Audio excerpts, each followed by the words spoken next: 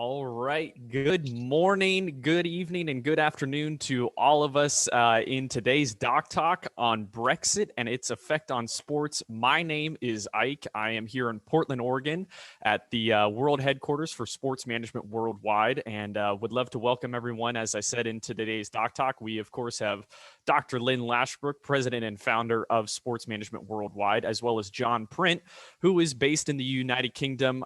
He is our director of soccer operations. He teaches our soccer GM and scouting, soccer agent, cricket business management, and rugby business management course, as well as he helps out our soccer agent advisors. He is a very busy man, very knowledgeable, and we are very excited to have all of you on here for today's Doc Talk. I did see that it was some first-time Doc Talk users, so just to give all of you a little lay of the land, what we'll be doing is some kind of Q&A between Dr. Lashbrook and John Print to start off the conversation, and then we'd love to hear from you. And the way to show that you have a question for us is down at the very bottom of your screen is a participants button. Click on participants, and then in the bottom right-hand corner of your screen is going to be a blue raise hand button. Click that raise hand button to show that you have a question, and then Dr. Lashbrook will call on you. Make sure you have your video on, and we'll unmute your mic, and then go ahead with your questions. So without further ado, I'd love to hand it over to the good Dr. Lashbrook. Dr. Lashbrook, welcome in, and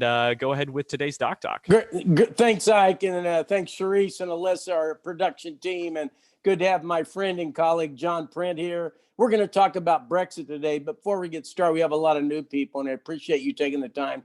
This thing goes fast. You get a chance to ask questions, so hang in there, pass notes to each other, be a little ornery. I got a vaccine yesterday, so I'm in a very uplifting mood. John, speaking of vaccine, let's go to you before we get started with COVID and everything. How are you doing? You've had COVID. Let's talk about COVID in the UK right now. You're muted. Unmute yourself. It's John's first day, folks. He's only been with me 20 years. Right. I do so many of these Zoom talks, and I tell you what, since this year started, everyone I start with, it's on mute. So yeah, I'm gonna stop that. Maybe in February, I'll get. I think it's COVID fatigue and Zoom fatigue, both. Zoom fatigue, yeah. Zoom fatigue. Right. Anyway, great stuff. Yeah, well, things are. I think it's like everywhere, really. It's challenging times. We're on a quite severe lockdown. International travel is not looking like it's going to happen anytime soon. They're talking about having quarantine hotels for people, for UK passport holders coming back into the UK. So yeah, it's challenging times, but the vaccine program is going well. And well done, Lynn, getting yours. That's great news. My father's had his, and it's a good relief as well. So hopefully everyone will get that vaccine around the world soon. Well, and being old is there's some advantages being a veteran, if I may.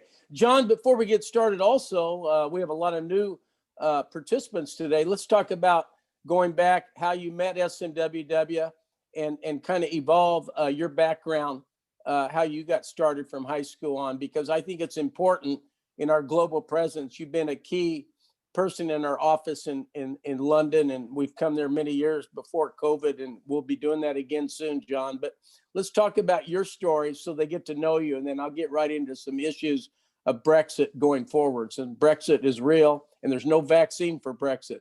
So go ahead and tell your story, John. Yeah, thanks, Lynn. Well, leaving high school, then leaving kind of secondary school over here in the UK, had to make a decision to play lower league football, soccer, or decide to go to university. I decided to go the university route. I was always in between playing rugby and football, and I decided, right, let's go to university. So I did a marketing degree. Wasn't sure really what I wanted to do as a career, but I thought, getting a marketing degree would be a decent start in whatever I wanted to do.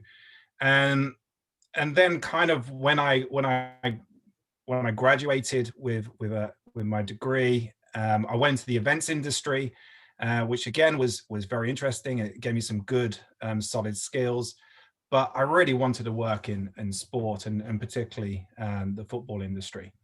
Then kind of inspired by the Jerry Maguire movie and kind of that realization that job actually existed.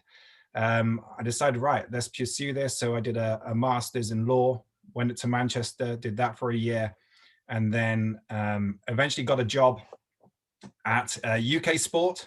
It took a little while to get that, a lot of interviews, a lot of rejections, but I eventually got that role in an international relations department, and it was in the build up to actually submitting a bid for the 2012 Olympics. So I was actually in the room when that was first discussed. It took me by surprise that the UK were thinking of going for it.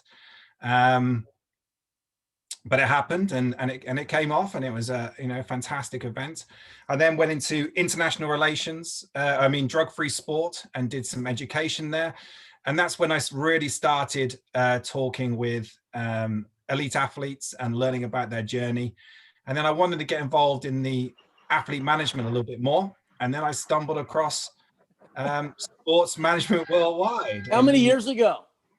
Oh my goodness, it's probably about 16 years ago, maybe at 17. least. Yeah, I it may be longer. lose count now, Lynn. I lose count. Yeah. And did that course and managed to get an opportunity with a London sports agency that was involved in football, also cricket as well, and kind of with my experience and my network in Olympic sports, we did a lot with endorsements with Olympic athletes as well. And then full circle back to Sports Manual Wide, which I've been with for a very long time.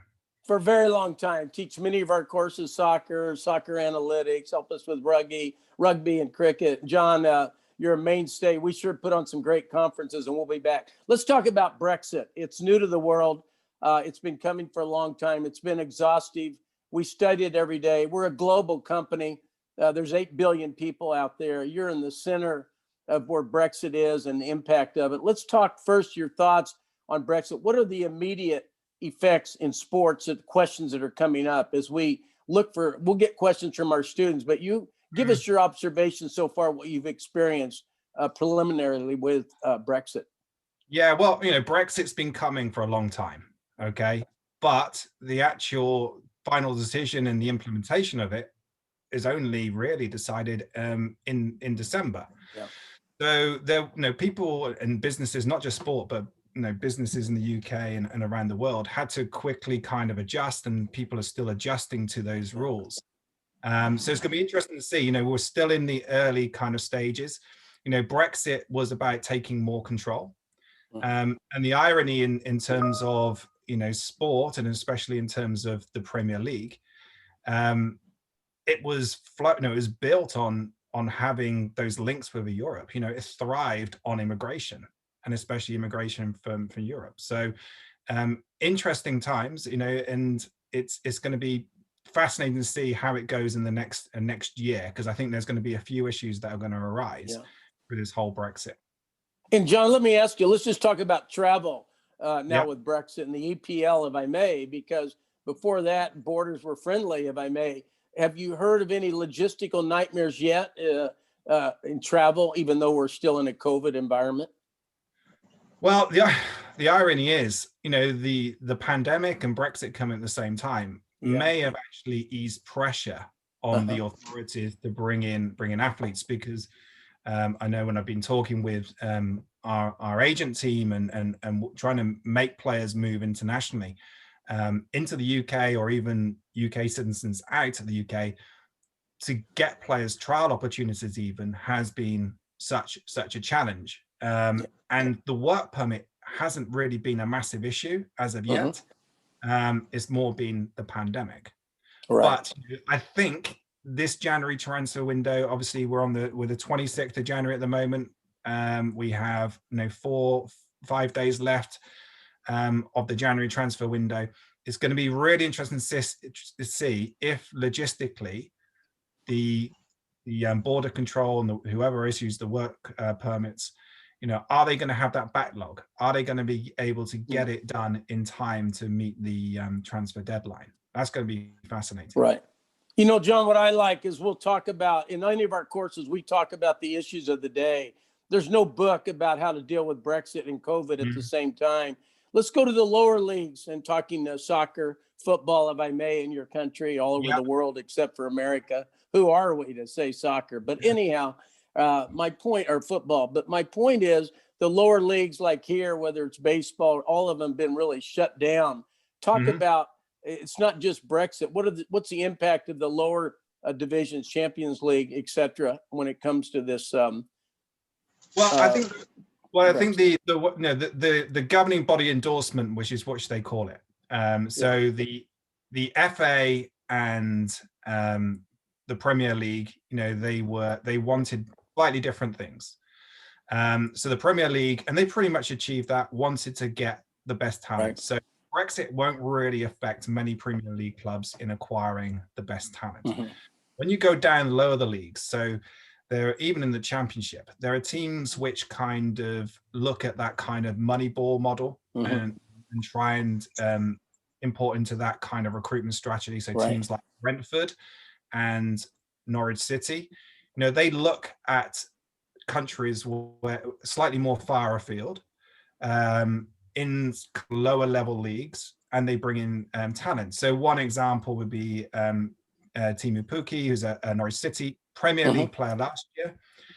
He was from Finland. He played for Brøndby in the Danish league, which is, they have different bands leagues. That would be a band 2 league.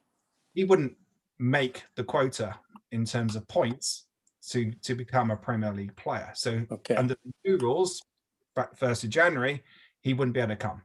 So it's going to be so challenging for those teams to recruit talent. So what's going to happen in the lower leagues is there's going to be more domestic-based players. Interesting. And yes, there'll be positives, but also negatives.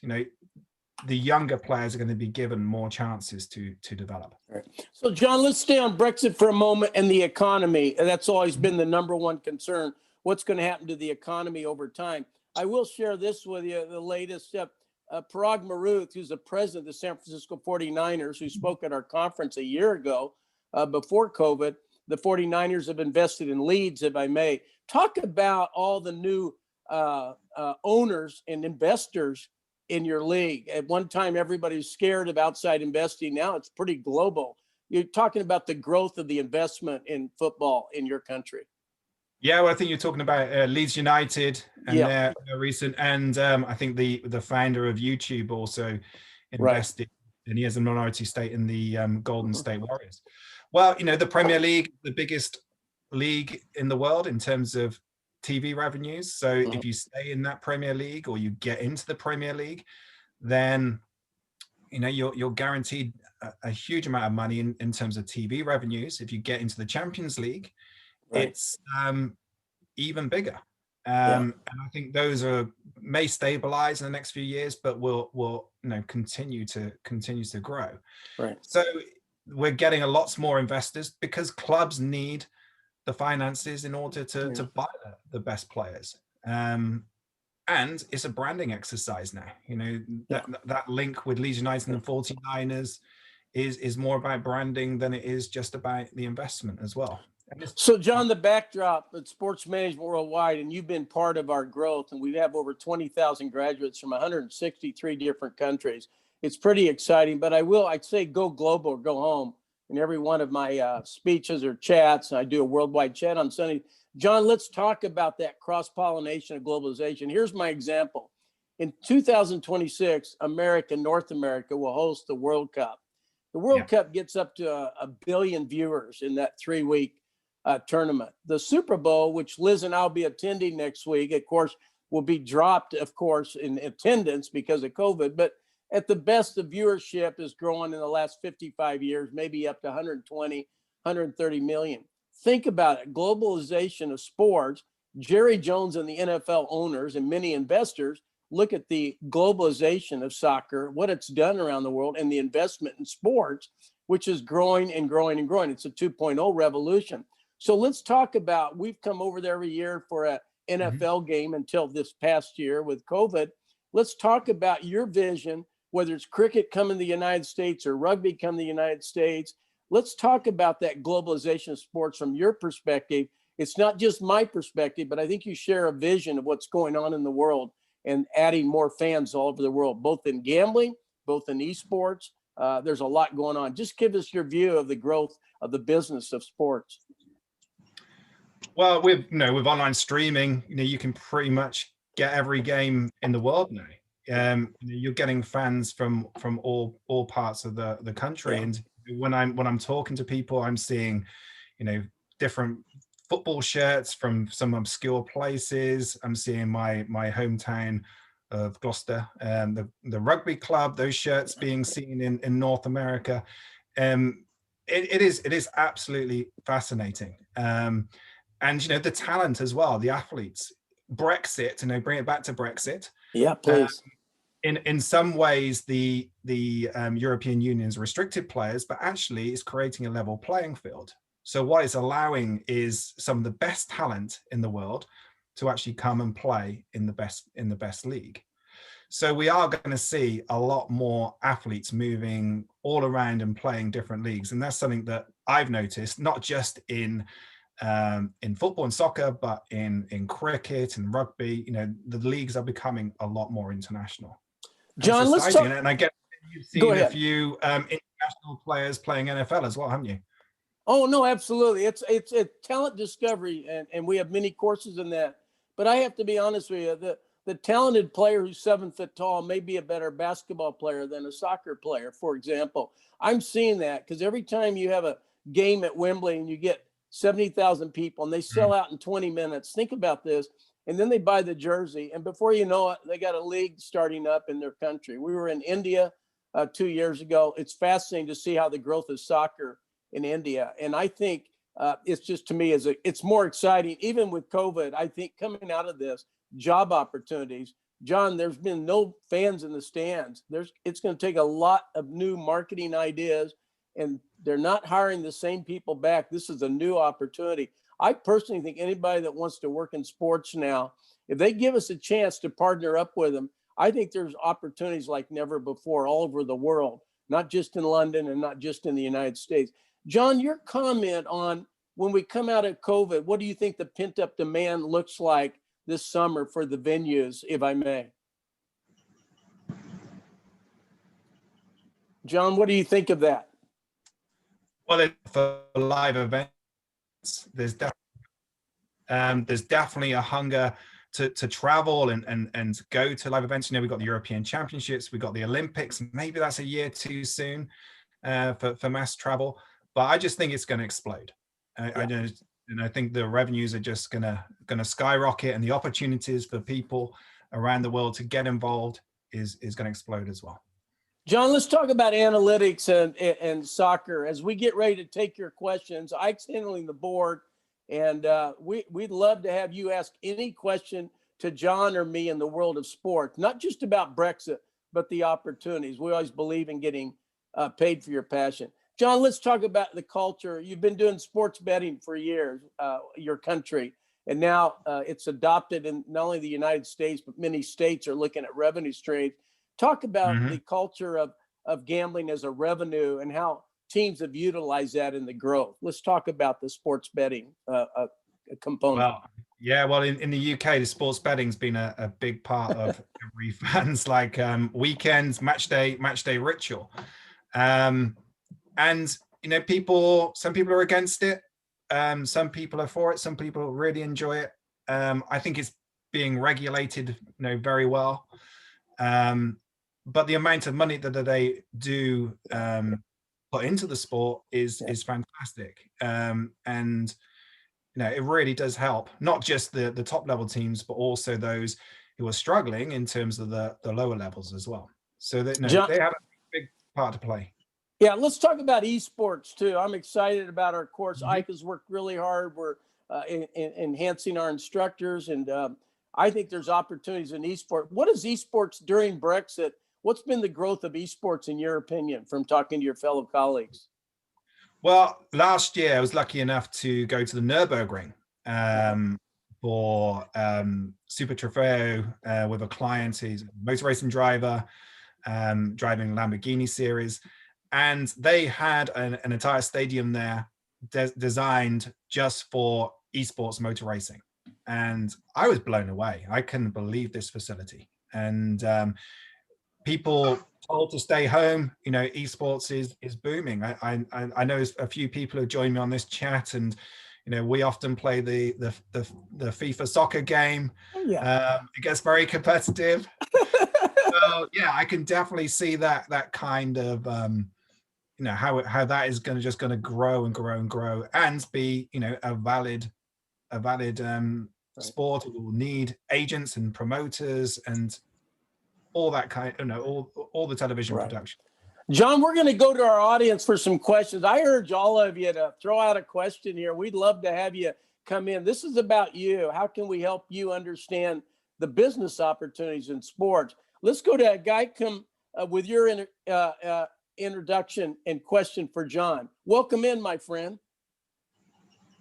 Guy, go ahead. Welcome, sir. My name is Ajokum Samuel from Ghana. I just want to know how we can market our football when it comes to Africa, especially in Ghana. We have had a lot of challenges whereby players move out of the country to other countries who are less even privileged than Ghana. For instance, about 4 years now, we have not played active football, except recently we started our league. We have some great players, but they cannot play to the highest level. Is it the nature of our league, or is it in terms of finances, or is it the basics they are lacking? There's a whole lot. John, let me, before our philosophy here, thank you very much for coming in. You're absolutely right, the discovery of talent.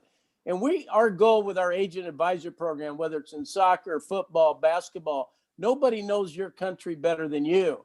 And the opportunity and the whole rule of thumb, besides relationship, which drives the business, is to get the opportunity to expose yourself and move up the ladder.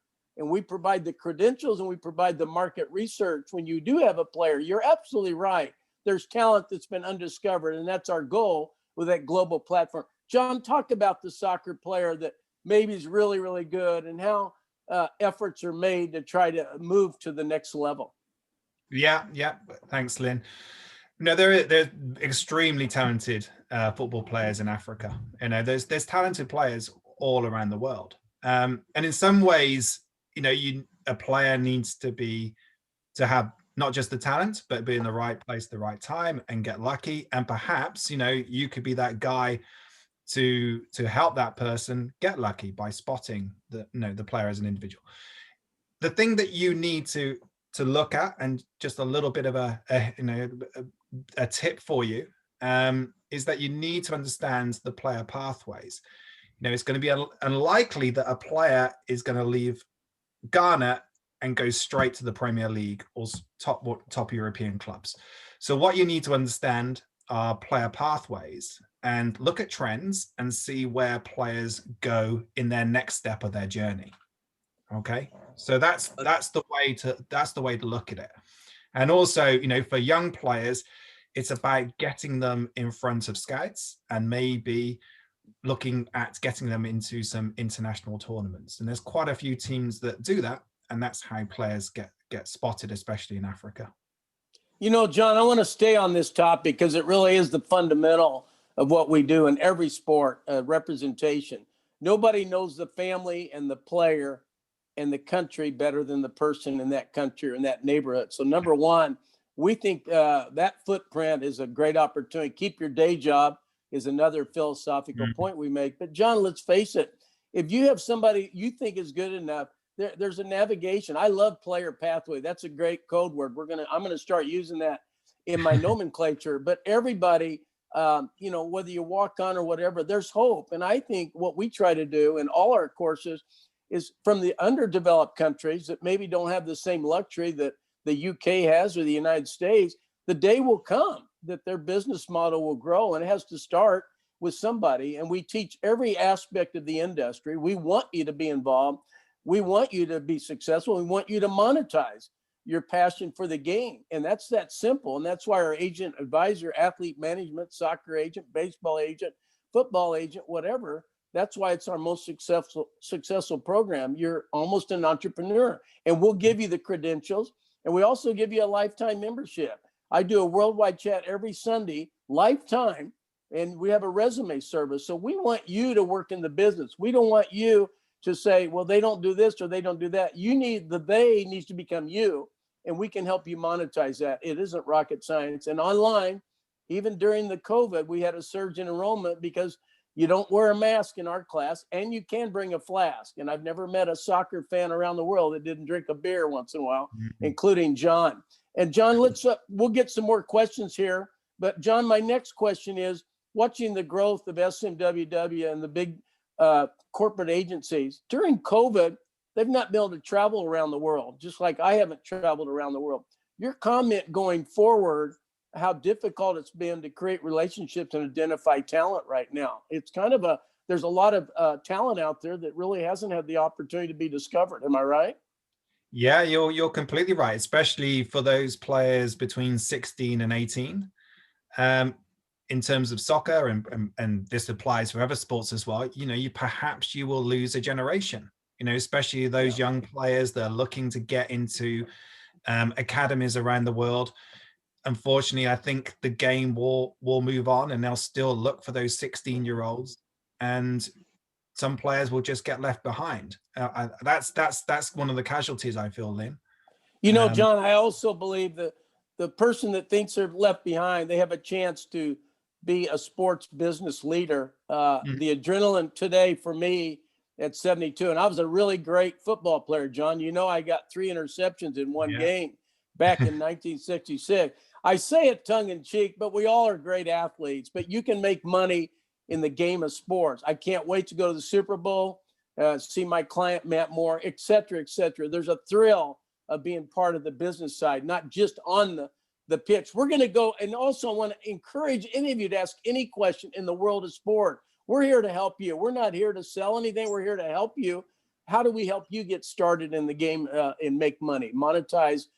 We say adrenalize today and monetize tomorrow. Let's go to Samson with your introduction and question for John and me. Samson, welcome in, and thanks for coming in with your big smile. Thank you so much. My question for Johnny was that. Where are you located? I'm in Nigeria. I've heard of it. I want to Nigeria. I got you. Go ahead. Yeah, thank you. John, please, what do you have as a word of encouragement in this time of a pandemic, this COVID, for a local coach, grassroots coach, for soccer? People of age, you mentioned 16, 18 guys, they are talented, they are super bloom guys. They want to play soccer, not just in their local community or their local place, but now with the pandemic, no traveling restriction here and there. And in Nigeria, we have a lot of guys who play soccer, a lot of guys, and they are talented. How do we encourage them to continue training, to see hope in the future that soccer will still bloom again? What do you have to say about that, please? It's a great question, John. It's a worldwide question. Yeah, it really is.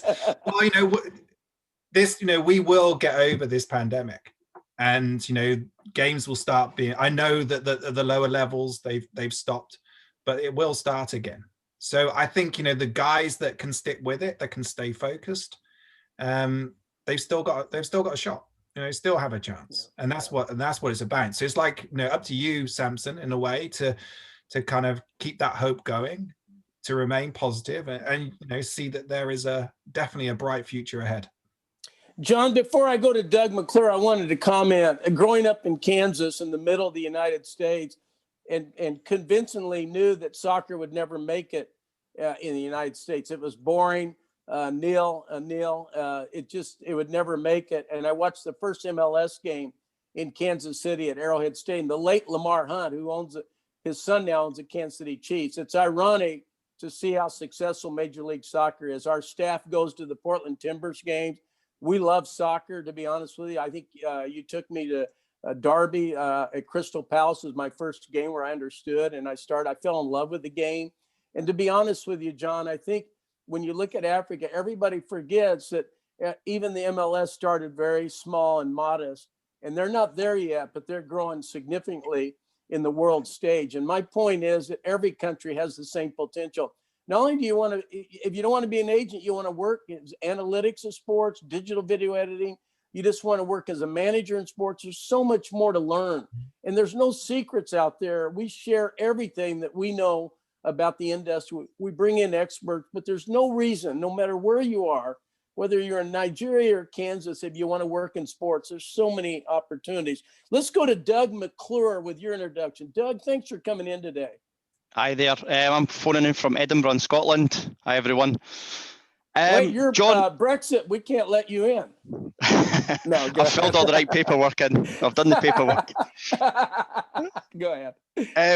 John, it was really to see about how you think the transfer market will change after Brexit and COVID. Do you think it'll be the old traditional, a lot of players moving on the team to team, or do you think the loan system will come into more BC? Well, I think the loan system, especially January, will definitely, definitely be more loans, especially last minute. With Ozil going, moving to Turkey for a free transfer, I think clubs are trying to cut their budgets. So if the player's not playing, they're saying, right, we get this player off the wage list, and even if they paid big transfer fees, then letting players go for free. So in some ways, the players have got a little bit more power to make moves at the moment. There's some big deals that are potentially could happen next summer, obviously with Messi potentially leaving Barcelona. Barcelona are broke. I've heard reports that they're struggling to pay money on past transfer fees that they owe. That figure could be $1 billion in debt. I've read, which is scary, but they're going to have to sell players. So it's definitely a buyer's market if you've got the money. Great insight, John. Before I go to Wandy Banda, I wanted to ask you specifically Brexit and Scotland and Ireland. Since you're right there on the ground, kind of talk about the logistics of that, just right there in the UK, if I may. Well, for Northern Ireland, Wales, and Scotland, movement of players is going to be just based on FIFA regulations. So there will be easy movement available. So really, even if you have a UK passport, or you've got a parent that's got a UK passport, that's going to open up an awful lot of opportunities. So yeah, there's not too much change on that front. So they're kind of protected, if I may, in the changes at the Europe versus what Brexit caused. Let's go to Wandy Banda with your introduction and question or comment for John. Thank you for coming in, Wandy. Where are you from? I am Wandy Banda from Zambia. That's in Southern Africa. Yeah, good to have you in. Go ahead with your question. My question was more directed to you, Dr. Lin. Okay. Yes, in terms of helping upcoming agents penetrate Europe, because that's where the lucrative leagues are, Europe. During this COVID period, traveling is a bit difficult. So how will sports management worldwide help? Maybe Mr. John can put something in. Yeah, I love the question. As you know, the internet had its own vaccine to COVID. So far, COVID hasn't taken one class away. I tried to take one of our faculty away, but that was poor protocol by him, or it never would have happened. You can't hang out in the pub during COVID. So that's another story for another day. But anyhow, my point is that because we're online and we have access to the best, whether it's John or Sky, we're going to teach you all the business skills necessary to navigate and to answer your question. And even though COVID has, caused schools to go online, we've embraced online. We think we can teach you anything that we can teach you on the ground in the UK. There's no disadvantage. And where you live, nobody knows your country better than you. And nobody understands talent. We'll teach you how to understand talent, and we'll teach you the mechanisms to get there. You get a business card, you get the shirt, you're now part of the SMWW family. And you keep your day job, because we don't overpromise. We'll never guarantee a job or success, because that's fraudulent. What we'll do is give you an opportunity, a lifetime membership to be in our family, learn the business. Every week you can come in and ask questions. You'll meet colleagues all over the world. Think about it. 20,000 graduates in the last 25 years from 163 different countries. We are global, and that's a network of people you need to network with, and we'll help you with that. And once you come in and grow, many students come back and they take analytics, whatever. But whatever you want to do with your life, business opportunity, we can do right from your home country, because your country also needs leadership. It's not just about being an agent. It's about an opportunity to grow the game. And we have to look, just like in the United States, what soccer has done. There's investors that will invest in a country. They want your eyeballs. They want your money. They want your participation. And you're right. There's athletes out there. They're going to be able to come to the United States and get a full scholarship because they're talented and they're intelligent. And that's the revolution going on. We're way ahead of the curve of the network and the footprint around the world. And that's why we can help you whatever you want. We're going to give you the business skills to grow and monetize your passion for the game. Let's go to Guy Kim has another question. I probably am pronouncing that wrong. John's probably better at that than me, but welcome back, Samuel. I always go with the name easiest to speak, the first or the last. So don't take that personally. It just makes me look good and smart globally. Go ahead with your follow-up question for John. Okay, Mr. John, I want to ask this question. In marketing a league, how does the process, how will you start the process? When we come to Ghana, we find it difficult to market our league to other countries to watch, like the EPL. I normally watch EPL. I'm a Chelsea fan. Like yesterday, I heard Frank Lampard has been sacked. I was sad because he has given young children, young players the chance to participate in the team. But when it comes to Ghana, marketing our league has been one of the difficult things we have been faced for the past 25 years. No sponsorship. Even the team struggle to pay their players. So I want to know things we are going to do so that we may come ahead or we may improve upon it. Okay, so the Ghanaian league has had its struggles, hasn't it? Especially over the last couple of years. Didn't the league close 18 months ago because of corruption? Did that happen, Samuel? Yes, sir. Yes. Yeah. So that's been a massive problem for professional football in Ghana. The Nigerian Football League, they're trying to get a streaming platform up. They're trying to sell their TV rights. They haven't quite achieved it yet. But just like the earlier question, when we're looking at technology and we're looking at Zoom, the world is becoming a smaller place. And just getting people into the stadiums is important, but also, there's a big community out there around the world. There's so many Ghanaians that I meet across Europe or wherever I travel that still want to stay in touch with that league, but haven't got the means to do so yet. So I just think, over time, with better administration, with more talent behind the scenes, those sponsorship deals will happen and there will be revenue streams going into Ghanaian football, because I think there is a desire now, and I think they do have the right kind of structure and the way to achieve that. John, great insight. And before I go to Anthony Bates, I want to remind everybody, we attract integrous people all over the world. Corruption is not our conversation. We have a great reputation.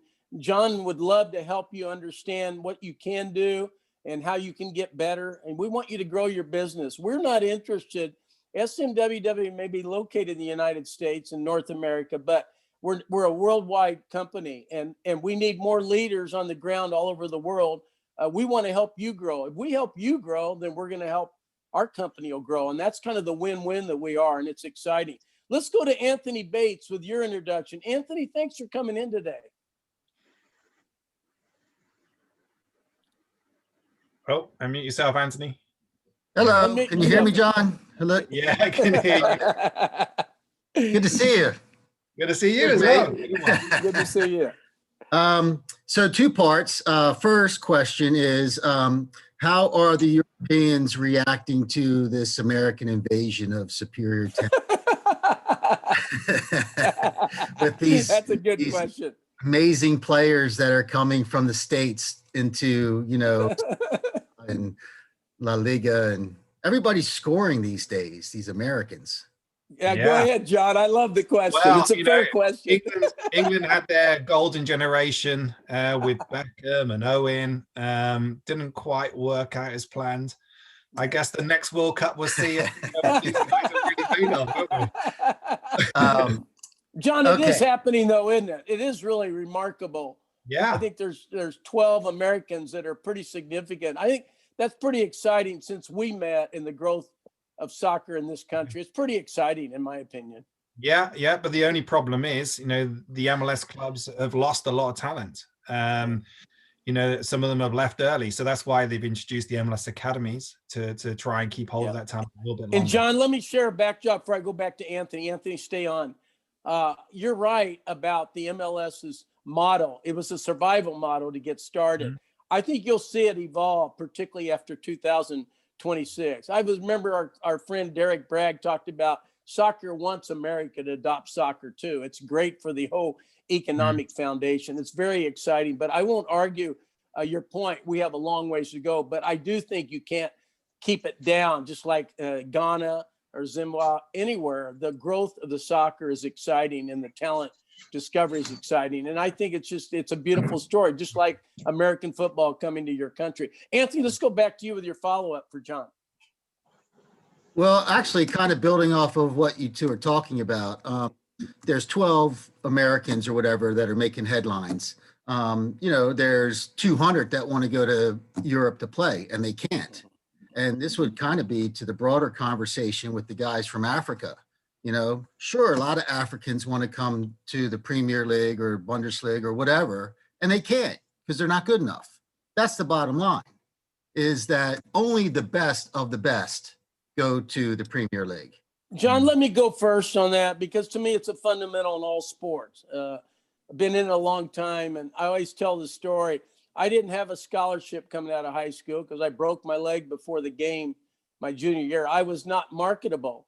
And what I did was walk on and got lucky and things worked out. But my point is, you play to the next level. I don't care what sport. We have students come out every year that want to play in the NFL. They're not going to make it. And so instead of saying, you know, everybody has a dream, but I think it's face-to-face competition. And what John will tell you, even I don't care what part of Africa you're from, you got to play to the next level. You got to work your way up. And the dream of I want to play in the NFL or I want to play in the EPL, it's not that. The business side says you got to walk your way up. You got to walk on. You got to prove yourself. And it may not happen, but we give good advice on how to strategize to see if there is an opening and there is a market, and there may not be a market. But I think it's a great question. John, you want to comment on that? Yeah, I'm coming back to that player pathway model. You know, we do a lot of research, and there are just over 50 Nigerians who move overseas and play professionally every year, around 35 Ghanaians. Now, not all of those are going to the top leagues. You know, some of them are going to lower leagues where they get an opportunity. But the actual numbers that are leaving are very small compared to the number that want to go. And sometimes it's not always the best athletes. It's the ones with the best mentality and the drive and the good attitude. You know, that's a key part of it as well. No, it's good stuff. Thank you so much, Anthony. Let's go to Zayu Liu.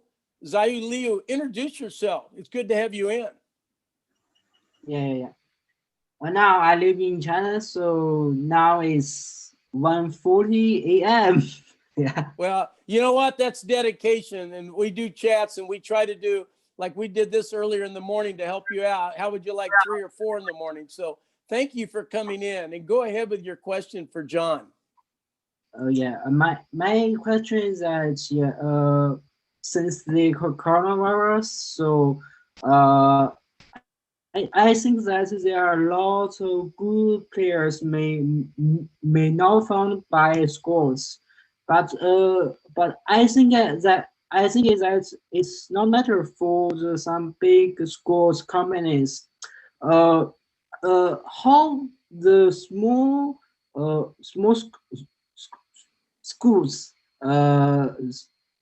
survives to fund their players since they cannot go to other countries. So that's my question. John, it's a good question, and I'll let you take the academy part, and I will share that too. I understand that, and there's a big revolution going, not just the academies for athletes, but the NCAA is raising the bar on amateurism, or lowering the bar, John.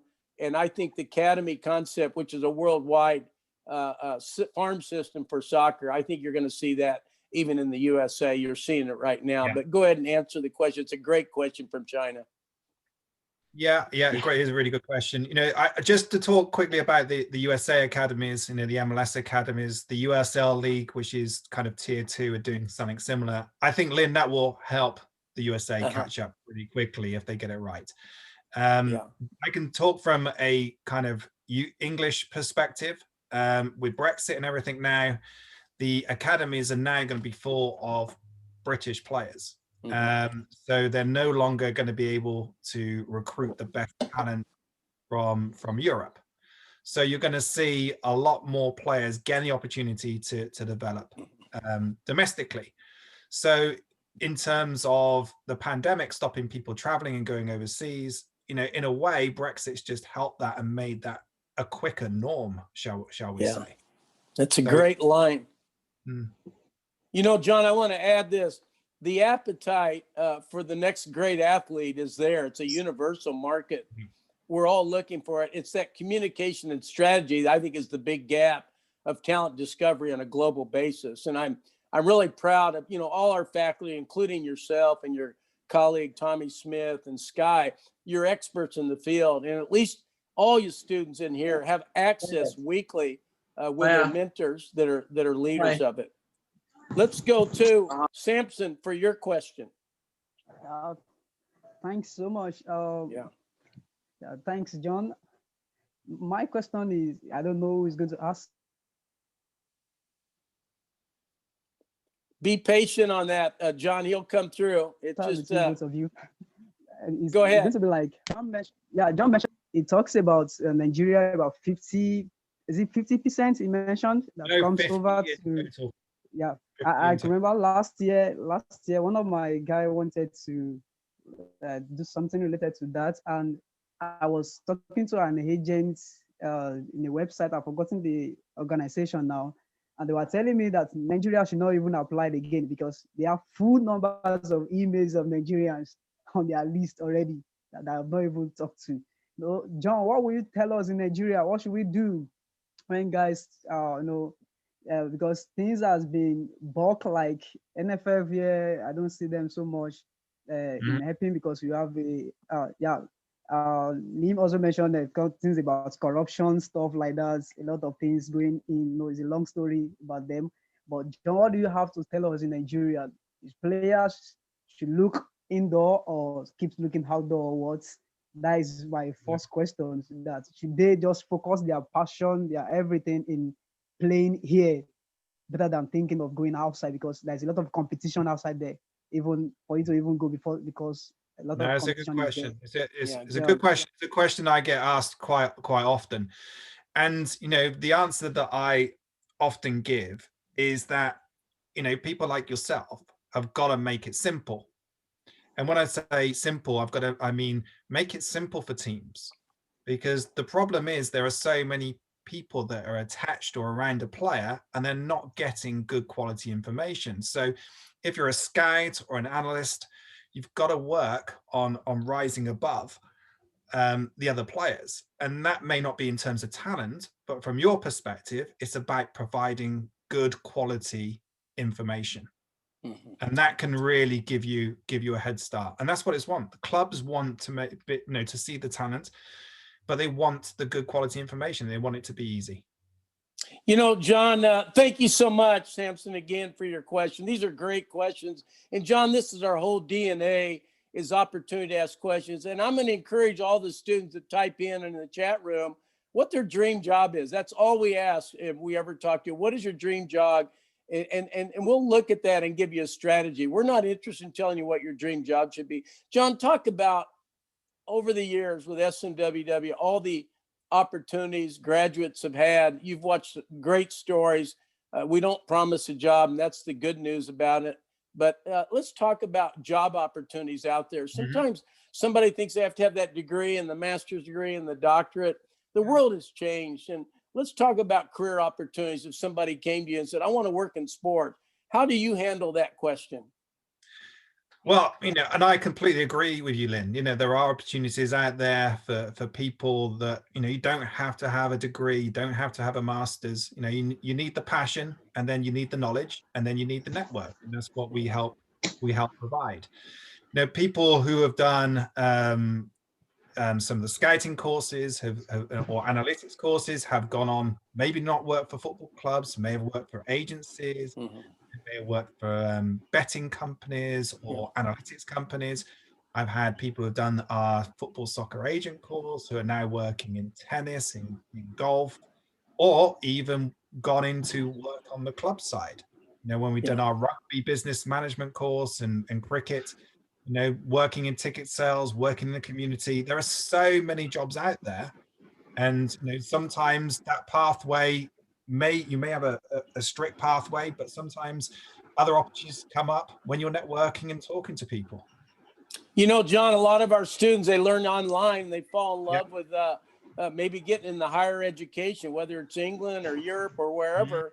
But the online DNA that we provide along with the certificate, I think there's opportunities out there in that master's and doctorate all over the world, particularly in the United States. John, we got 2 more questions and we'll wrap it up. And Adam will, and John, they'll stay around to answer your questions. I urge anybody to raise your hand if you have a question. This is your great opportunity. Let's go back to Wandy with your follow-up, Wandy. Thank you very much. Mr. John, my question basically is, since I want to be a FIFA soccer agent, what advice do you have for the upcoming agents like myself, especially during the time of COVID? And my other question for Dr. Lin, who's going to take it, Mahone or Brady? Well, we'll move on to John's. I'm Kansas City's in my blood, and Mahomes and the Chiefs, and I'm putting my money down. I'll put my money where my mouth is. But thanks for asking, and come into my chat next week, and I'll tell you how I feel. Or 2 weeks. John, go ahead with the question, though. Yeah. Well, you know, my first advice, and I tell this to kind of any new agent that's starting off, is, you know, understand your local market. Wandy, you're based in Zambia, is that correct? Yes, I think it is. Yes. Yeah. So, you know, you're probably one of your strengths would be understanding that Zambian football soccer market. Understand the players, understand the talent that's coming through, you know, building those connections. That's where I'd see your strengths being, and a great place to start. You know, you want to minimize costs, and if you can do that by starting local, it'd be fantastic for you. John, we got a few more questions. Let's go to Samson and Josh. We'd be glad to answer your question. You lowered your hand, but put it back up. John's here to answer your questions. Let's have some fun here. Working in sports is kind of fun, so why wouldn't you want to do it? Let's go back to Samson. Or Samuel?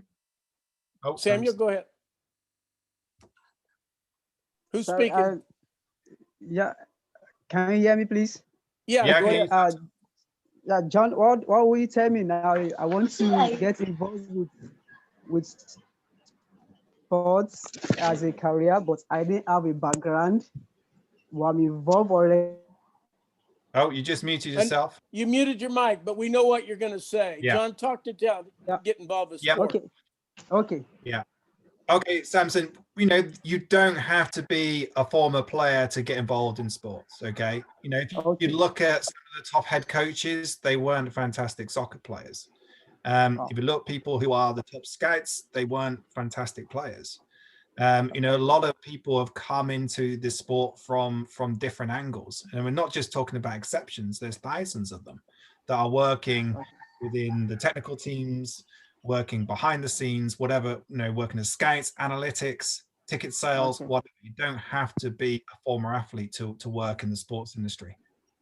You know, John, I gotta respond here. The DNA of our company, you have to have a ticket to the game to catch a foul ball, which doesn't make sense to around the world, but it's a metaphor.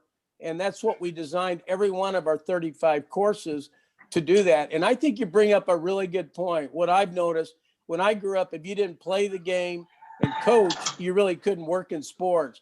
Now we have a female GM in baseball that never played Major League Baseball, etc. Analytics, digital video editing, marketing, esports, sports betting. John, there are thousands of ways to get into sports. And I think you hit it right on the head. It used to be your letter jacket was the only way you could get a job or know somebody. But John, you and I know you can't afford to hire somebody to be your analytics department if they know nothing about analytics. And I think that's the change going on in job opportunities out there. And you hit it right on the head. degrees alone just don't deliver. We're getting more and more college students taking our course. One, we're online and they realize the whole world converted online. We've been doing it for 25 years and we have fun and we learn a lot, and they stay on and they take more than one course usually. But my point is, it's an exciting time. And I think COVID, I call it 2020 wonderful, but I think coming out of COVID is going to be something like the Roaring 20s. I think that we're never going to, it's going to be unbelievable, the pent up demand. And we're going to get our conferences back on the ground. I hope we're in Vegas this summer for NBA. And we don't mind Zoom. We're not complaining, but we also like to go have a beer in the pub once in a while and shake hands and meet people. And so that's Ike has a question for you, John, as we wrap this up. It's been a great chat. I love talking about Brexit and I love talking about sports. Ike, go ahead. Great job. Absolutely. Today. Yeah. I'm asking on the behalf of Sebastian, who dropped a question in the chat. He is from Madrid and has a defective microphone. So I'm filling in for him. But he wants to know, John, what is the vision regarding the growth of leagues or the country market in the Middle East after the Qatar World Cup, which I believe will happen here in a few years. But and then goes on to say, and your projection of the development of soccer in China. Okay. Ooh, good question. Well, that was my last international trip was to Dubai and the United Arab UAE. And I visited a lot of football teams out there. You know, there is definitely a desire to bring in overseas players. They want to improve their World Cup squads. They want to compete on that kind of international stage. It's kind of like the whole kind of soft power thing, using sport to gain influence in the world and promoting their tourism. So there are great opportunities out there in Saudi Arabia and Qatar and UAE for talent, and also coaches and analysts and scouts. So there's lots of opportunities. In China, it's an interesting one. They've kind of pulled back in terms of their investment in elite sport. They've reduced the amount of overseas players that are coming into the league. So I think the reason for that is that they really want to develop the domestic talent. And again, it's all coming back to this World Cup. You know, people say, is the international game dying? But I just don't believe that's the case. I think the World Cup is so important for not just for the economy of a country and the status of a country. You know, John, it sets the bar for every championship. In baseball in America, we call it a World Series, and we only invite one country, and that happens to be Toronto. And in football, in 2 weeks, we'll have the Super Bowl champ, and we call them world champs. And you think about it, there's no other country involved. And so the day's going to come, there'll be a World Cup like soccer and football and all the other sports. You know what the World Cup has done, what soccer's done. I think every sport should try to grow. Even esports should be looking at the global competition. People are hungry, just like in golf, for the global competition. It's more fascinating, it's more interesting. And China, no matter what the political differences are, they're looking at sports as a foundation of their world too. And they want to be part of the world platform. And the rules are the same, no matter what your politics or what country you're from. The rules of sport cross all barriers. And I also go back to John, the diversity. We've had a lot of turmoil in our country. Access to opportunity democratizes diversity. John, we have the most diverse group of students in the world. Geography, gender, race, whatever. We don't care. We think the business of sports needs everybody. And the more different opinions and different views, the better our game becomes. And it's pretty exciting. John, anything else before I turn it back to you? And the students that want to stay in can have a direct one-on-one with John about anything you want to know about adrenalizing a course today, but monetizing tomorrow. John, any closing comments before I hand the mic to you? Just it's really good to see such a diverse group. And, you know, throughout the years that I've done the various courses with Sports Worldwide, I'm just seeing more and more people from different countries taking it. I think we're up to over 160 countries now, aren't we, Lynn, that have taken 163 and counting. And wow. and if the Olympics can have 200 countries represent, we have a ways to go. But I'm really proud of that global. I tell you what, students in my worldwide chat always say, they just never get a class with that much diversity, and to hear different people from all over the world with different questions, all the same sport business questions. It's interesting. John, I'll let you kind of go around the room and see if there's individual questions from your behalf, and I'll just take a back seat here and listen in. And I want to thank Ike and Sharice and Alyssa. They do a fantastic job. We're going to do Doc Talks and keep doing them even after we take the mask down. Doc Talks are here to stay. They reach the world. How can we help you? John, take it over. As we say, cheers, mate. I'll sit and listen. Cheers, Lynn. Thank you very much.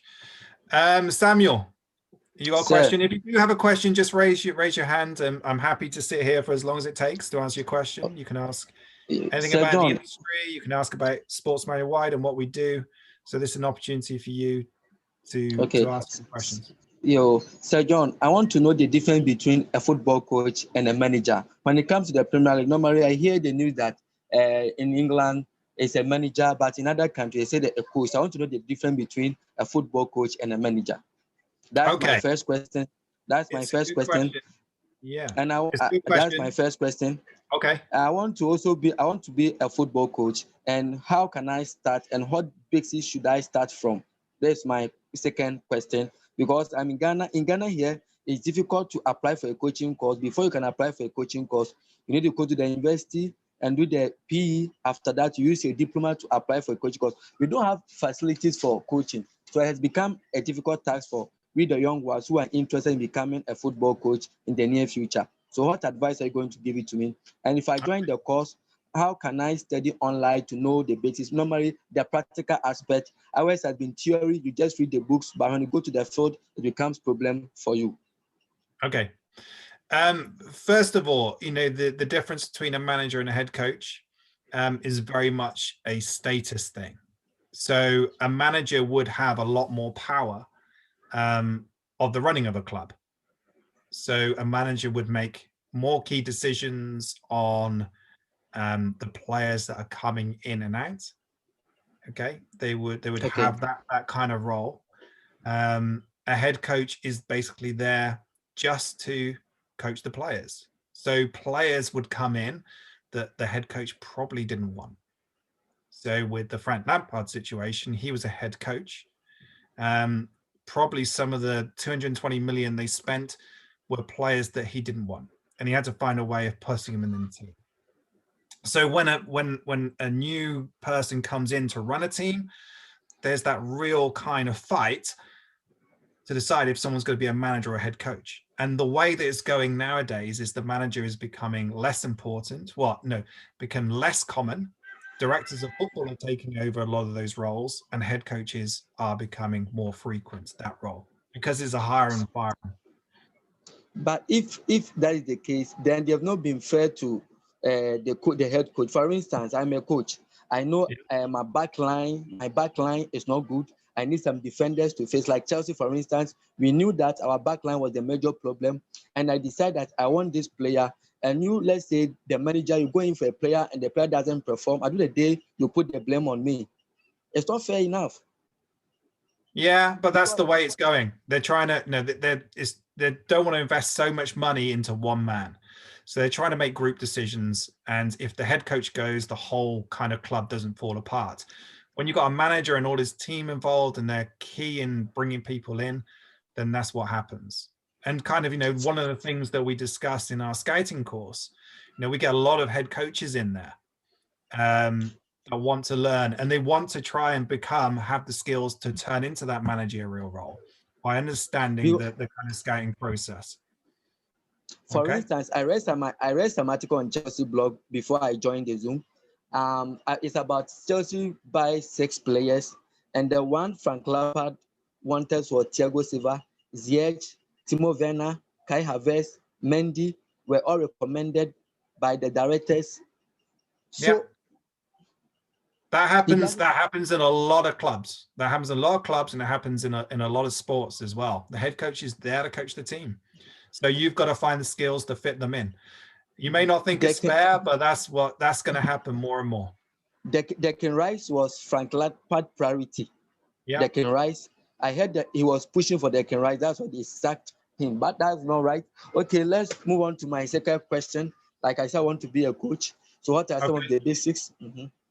Yeah. So your second question is, you do need to get coaching qualifications. You know, I know some African people, they football coaches, the wannabe football coaches, they do look to apply for coaching qualifications overseas. And there are numerous soccer associations that will offer that. Okay, you just have to find the right ones that would allow you to study overseas. Okay, and it can be more cost effective as well. Okay. Okay, thank you, sir. Sam, you've got to move on. 1D, if you can unmute your microphone for me, please. Thank you. All right, Mr. John, my question is on the area of being a football agent. I know for you to be accredited as a football agent, it's by the local FA where you reside mostly. So in a situation where you're doing a transfer for a player, maybe in the UK, I'm from Zambia, I'm going to the UK. As an agent, do I need to register anywhere, or FIFA will take care of all that? No, it's quite a complicated area in terms of getting your head around it. You know, when we do the course, we go through an entire week on intermediaries. The quick rule is that you have to be registered wherever the player is employed. Okay, so it doesn't matter where you live, doesn't matter where you don't have to be registered in Zambia if you're going to represent a player in England. You need to be registered in England, not Zambia. That's the short thing. Okay, so a lot of people make the big mistake, and this is how we save people a lot of money. They start to register in different countries where they don't have a client. You only need to register when you're about to negotiate a contract. Otherwise, you're just throwing away money. So what we'd say to people is, you know, before registering with an association, make sure that you've got a contract on the table that you're about to negotiate. Otherwise, you're wasting your money. You know, you're better off investing your money in your travel, in recruitment, or even doing a course with us to know the rules. So in a way, that intermediary and registration should be your last step. A lot of people try and jump too early. Okay. Would you know when the classes will start for agency? I know there's one. Our next one is the 8th of February. For 8 weeks. Okay, so we do sessions like this online on Zoom. So we talk about the different topics. So, you know, like I said, one of the weeks is based on intermediaries. We also talk about FIFA's regulations on the transfer and status of players. So how international transfers work, role of amateur and pro players, that different roles, regulations surrounding minors, which is a really important area, which a lot of intermediaries don't fully understand, and they get into some sticky situations around the world. And then the second half of the course, we look at how to recruit a commissionable client. Okay, some of these free agents you shouldn't be really considering. How to promote that client to teams strategically. How to network, keep on saying it, understanding player pathways. How to negotiate deals for players at different stages of their career, and also endorsements. So, and off the field. So that's what we cover over the 8 weeks. And, you know, after the course, you should be ready to go out there and start recruiting with some good knowledge and some expertise. Okay. Yeah. Thank you. Good stuff. Any other questions? Don't be shy. Adam? Did I unmute you? Can you unmute yourself? Yeah, hold on. There we go. I can hear you now. Oh no, you mute yourself again. Your first day, is it? I think Ike and I were trying to unmute me at the same time. No, just really briefly while we have everyone on, I know, just give a summary, because you're an instructor for multiple courses, and just maybe give a summary of the application process, that it's free, the other courses you instruct, and just a basic summary for everyone who might not know the process of applying for a course, or that the applications are free. Yeah. So, you know, we have an application process on the website, smww.com. You know, it's a free application. You know, put your details on there. Tell us a little about what you want to achieve. One of our sales advisors will give you a call and have a chat. And basically, you know, we're there to guide you in terms of how to get the best out of our courses to get a career in sports. So we do multiple different courses, which give you different kind of career pathways. You know, I specialize in the football courses, especially the scouting and the agent course. Lee Frazier, a good friend of mine, as at Newcastle United Premier League club, you know, he does the analytics course, and we work closely together to help students as well. Also, the cricket business and rugby business management course is about revenue streams and working behind that back office. So when you make an application with us, we will help you. We will guide you. You know, we do other courses as well in a variety of different sports, including baseball, basketball, ice hockey, esports as well as like sports and administration, the athlete management branding course, which is a really exciting course for you guys that want to be agents as well. We do a wide variety of courses, so we would be able to guide you to a kind of a couple of courses that will really help you get an edge in the industry, give you that knowledge that you need in order to either get a job or work as an agent or work as a scout. So we run those courses. Some of the courses we run a few times of the year.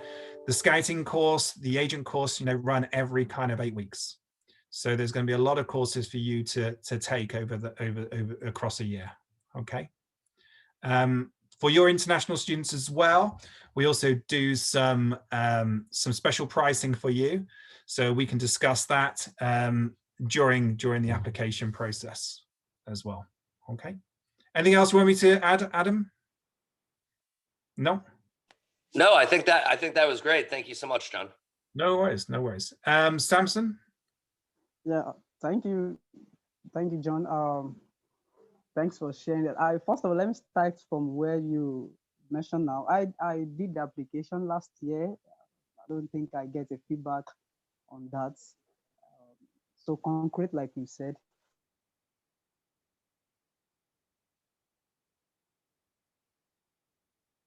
Okay, Samson, I think we lost you there. But what we'll do is we'll give up on that. SMWW image. Yeah, we'll find you. We got your name here. I'll make a note of it, and we'll see who the sale advisor is, and we'll get someone to get in contact with you and to answer any questions you've got and help you on your way. Okay. Yes, thanks so much. No problem. I would like you to talk about how do we help our grassroots. No, is the background of soccer. That is where I think most of the player comes from, the grassroots stuff. I believe many maybe probably European countries and Americans have done so well in grassroots coaching, but in Nigeria and most of the African country here, it hasn't been like we expected to be. The link between the grassroots team and the national or those registered team is not connected. Players get away from the grassroots and we didn't see them again. They didn't link up to us anymore. What do you have to say about that, and how do we better that? I think, you know, the grassroots in terms of getting scouts there to assess players. You know, not every player that wants to be a professional player is going to make it. That's what you have to realize. The best kind of grassroots players, especially when they're 16, you know, you've got to try and identify those players and gather them, you know, the highest level of football that they can play within their own country, because like we teach you in the courses, players can't move overseas till they're 18. So you've got to kind of provide that platform for them to gain more experiences. So that's why it's so important to have clubs to have teams of scouts, or even if you're looking to do it yourself, you know, watch as much football and track certain players and just have a small group of players that you think you can progress. So that's what we discuss in the scouting course with Tommy Smith and Matt Martin and soccer GM and scouting. Okay. Any other questions? Steve, right? Steve, are you there? Hi, John. You okay? Yeah, I'm good. Thanks for joining us. So Steve is a graduate of our soccer agent course. He's also an agent advisor. Steve, just give us a little story about you and your kind of pathway and your experience with us. I think that'd be really good.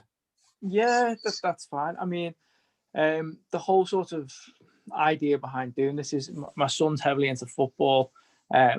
He plays football a lot. He loves it. It's his passion in life. I'll have to be quiet in case he's here, but the chances of him making it as a professional footballer are not very high. So I wanted to do something that could maybe help him get into the industry and have a job in the football industry as opposed to being a player within it. So that led me to look at being a football agent because I run my own business. I've worked in sales for a long time. So it's taking skills I have and applying them to the football industry.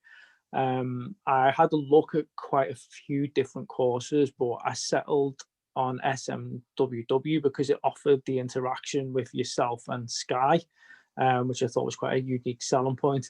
And also the course looked a little bit more in depth than some of the other courses.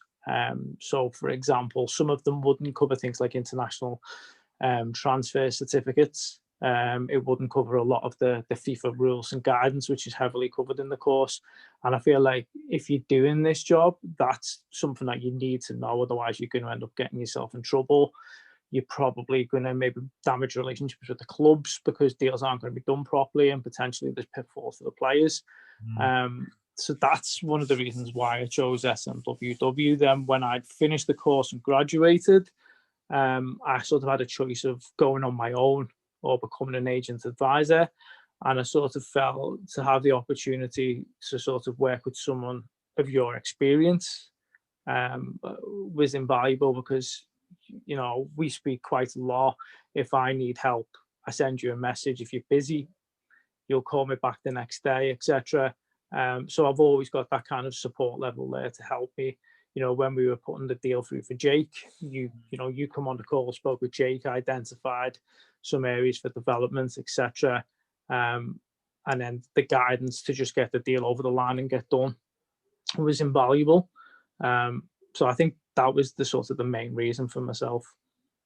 Yeah, you know, and thanks, Steve. That's really good. No problem. And you know, but it is a competitive industry, isn't it? And I think one of the things, Steve, I just want you to reiterate, if you can, is that you know you don't have to give up the day job if you want to be an agent. And sometimes, even if you want to be a scout, it is something that you can do over the evenings and weekends. You know, build up your experience, build up your network, build up your portfolio.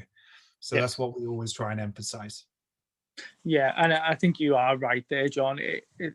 You know, it fits in around my current life, around my current work and business, around my family as well. I can dip into it and dip out of it when I need to. Obviously, you know, you do need to sort of keep at it.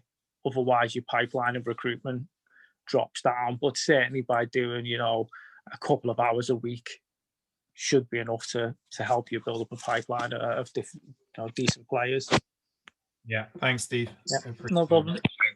No problem. And you know, we're also, you know, can help you with that kind of career development. You know, we can be educational references for you. You know, we can help make your resume more sports focused, especially if you're making a transition from one industry to another.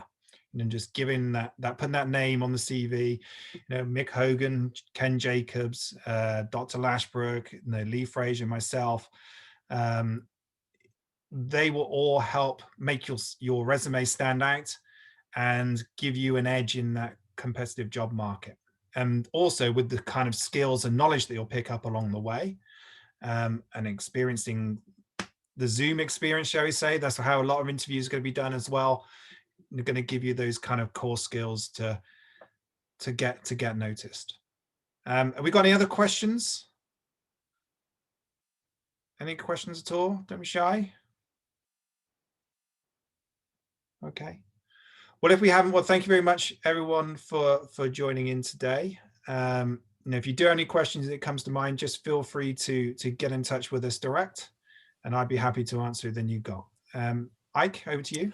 Yeah, no, thank you, John. Just wanted to say thank you as well to everyone for joining in on another Doc Talk. John did great. And, sounds like someone's having a very Live on the spirited football discussion. pitch. Yeah, very much so.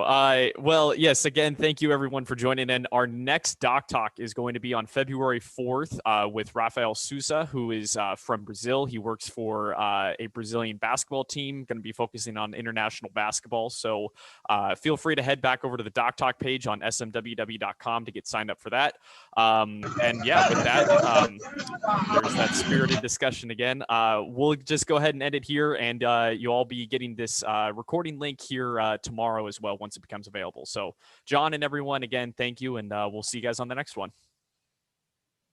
Thanks, Ike. Take care.